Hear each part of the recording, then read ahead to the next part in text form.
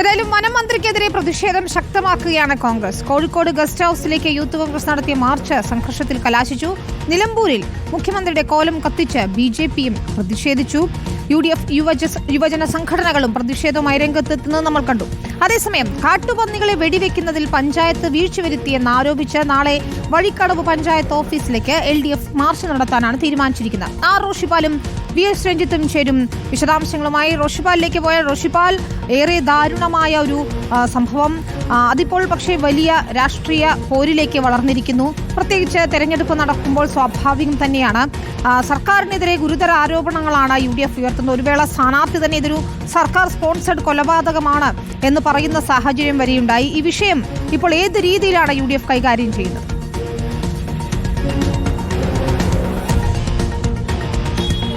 വിനിത, ഇതിൽ ഇന്നലെ ഇങ്ങനെ ഒരു സംഭവം ഉണ്ടായപ്പോൾ തന്നെ UDF നേതൃത്വം ആരോപണം കടുപ്പിച്ചതാണ്. കാരണം സർക്കാരിന്റെ അനാസ്ഥയാണ്, KSCBയുടെ അനാസ്ഥയാണ് ഒരു വിദ്യാർത്ഥി മരിക്കാൻ കാരണമായത് എന്ന ആരോപണത്തിൽ ഉറച്ചു നിൽക്കുന്നുണ്ട്.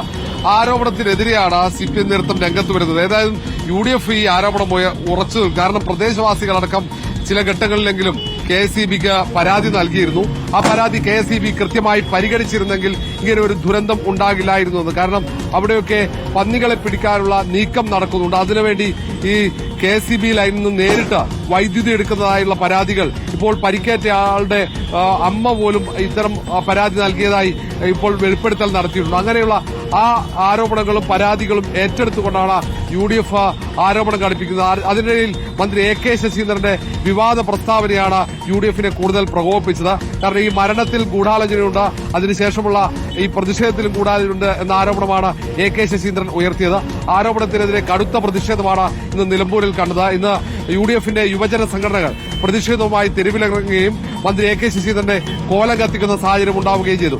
വരും ദിവസങ്ങളിലും മന്ത്രിക്കെതിരെയുള്ള പ്രസ്താവനയും പ്രതിഷേധവും കടുക്കും. കാരണം മന്ത്രി മാപ്പ് പറയാതെ പ്രസ്താവന പിൻവലിക്കാതെ പ്രതിഷേധം അവസാനിപ്പിക്കില്ലെന്ന നിലപാടിലേക്ക് UDF എത്തുന്നുണ്ട്. മന്ത്രി രാജിവെക്കണമെന്നടക്കമുള്ള ആവശ്യങ്ങൾ ഇതിനോടകം തന്നെ UDF ഉയർത്തിക്കഴിഞ്ഞു. കാരണം വന്യജീവികളുടെ ആക്രമണം പതിവാണ്, പ്രത്യേകിച്ച് നിലമ്പൂരടക്കമുള്ള വനമേഖലയിൽ. ആ ഘട്ടങ്ങളിലൊന്നും കൃത്യമായ ഇടപെടൽ സർക്കാരിന്റെ ഭാഗത്ത് ഉണ്ടാകുന്നില്ല എന്ന ആരോപണം.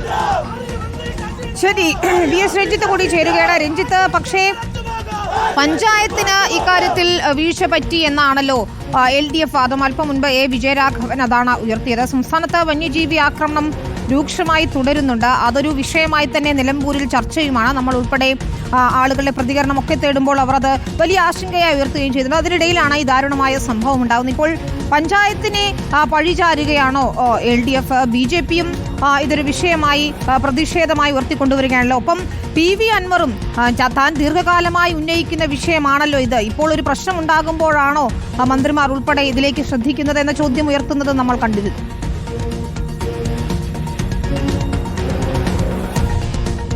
വിനിത, LDFനെതിരെ, അതായത് സംസ്ഥാന സർക്കാരിനെതിരെ UDFും BJPയും PV അൻവറുമൊക്കെ ഈ വിഷയം ഉന്നയിക്കാൻ ശ്രമിക്കുമ്പോൾ LDF അതിന് മറുപടി കൊടുക്കുന്നത് ഇത് കേവലം ഒരു ദാരുണമായ അപകടമാണ്, ഈ അപകടത്തെ രാഷ്ട്രീയമായി ഉപയോഗപ്പെടുത്താനുള്ള ദുഷ്ടലാക്കാണ് കോൺഗ്രസിനുള്ളത്, അതിൽ കോൺഗ്രസ് ഒരു ഗൂഢാലോചന നടത്തിയിട്ടുണ്ട്. കാരണം ഈ സംഭവം ഉണ്ടായ ഉടൻ തന്നെ കോൺഗ്രസ് തെരുവിലേക്ക് ഇറങ്ങുന്നു, ലീഗ് തെരുവിലേക്ക് ഇറങ്ങുന്നു. അങ്ങനെ കോൺഗ്രസും ലീഗുമൊക്കെ തെരുവിലേക്ക് ഇറങ്ങിയതിൽ തന്നെ ഒരു രാഷ്ട്രീയ ഗൂഢാലോചനയുണ്ട് എന്നാണ് LDF പറഞ്ഞു വെക്കുന്നത്. മാത്രവുമല്ല, ഇവിടെ എന്തെങ്കിലും തരത്തിൽ വീഴ്ച സംഭവിച്ചിട്ടുണ്ടെങ്കിൽ അത് വഴിക്കടവ് പഞ്ചായത്തിലാണ്. കാരണം അവിടെ പന്നികളെ വെടിവെച്ച് കൊല്ലാനും അവിടെ ഈ പന്നികളെ വെടിവെക്കാനുള്ള ലൈസൻസ് കൊടുത്തിട്ടുണ്ട്. അങ്ങനെ കൃത്യമായ ലൈസൻസ് ഉള്ളവരെ കൊണ്ട് പന്നികളെ വെടിവെച്ച് പന്നിശല്യം കുറയ്ക്കാനുള്ള ഉത്തരവാദിത്തം വഴിക്കടവ് പഞ്ചായത്തിൻ്റെതാണ്.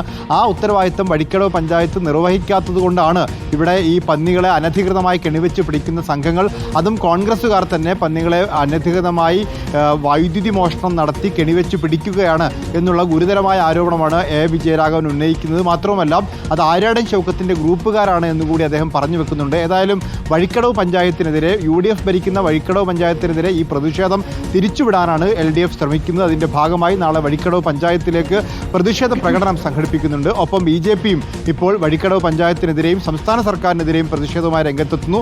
PV അൻവർ ഏതായാലും വന്യജീവി സംഘർഷവുമായി ബന്ധപ്പെട്ട് നേരത്തെ തന്നെ പലവിധ ആരോപണങ്ങൾ ഉന്നയിച്ചുകൊണ്ട് സംസ്ഥാന സർക്കാരിനെതിരെ രംഗത്തെത്തിയിട്ടുള്ളതാണ്. ആ ആരോപണങ്ങൾക്ക് മൂർച്ച കൂട്ടുകയാണ് PV അൻവർ.